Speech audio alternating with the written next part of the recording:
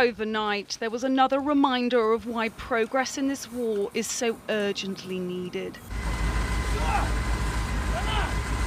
As Ukraine took a step forward diplomatically, yet more destruction fell on its people.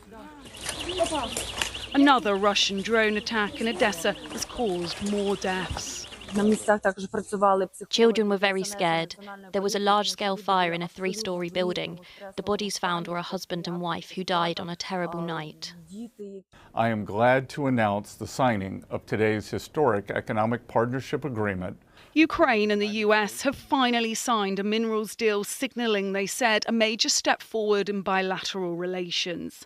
Initially, it was meant to be agreed in February, but talks fell apart after this tense testing Oval Office meeting. You're gambling with the lives of millions of people. You're gambling with World War III.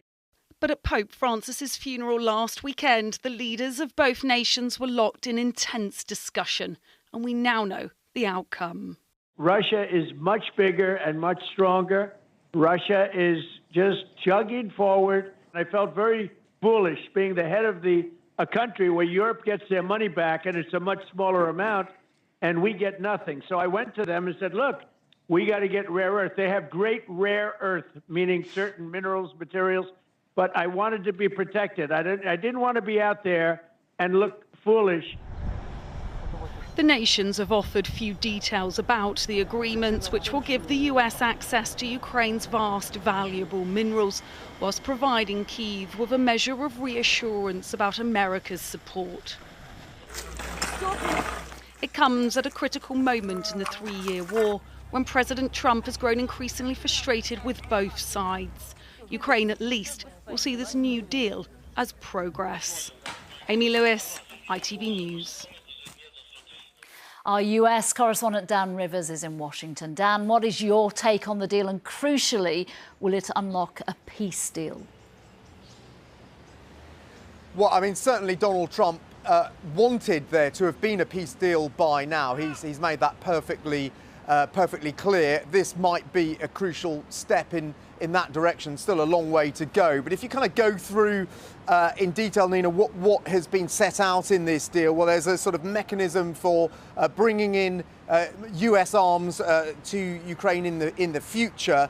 But there's a definite change in tone from the United States here, now unambiguously blaming Russia for the war, talking about the Russian war machine in a statement from the Treasury. Of course, this deal needs to be ratified by the Ukrainian Parliament. That seems like that's highly likely that will happen. And then also this deal specifically says that the US wouldn't block EU membership to the EU, which is another key negotiating point that Volodymyr Zelenskyy wanted to get in there.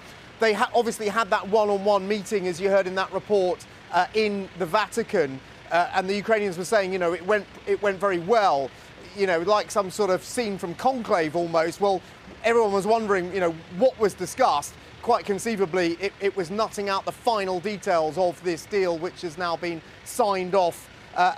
The obvious question is, where does it leave a peace deal? Well, there's still a lot of very thorny issues, most notably the territory that Russia occupies. We have got a Russian ceasefire for 3 days coming up in a week. That might be perhaps an opening for something broader.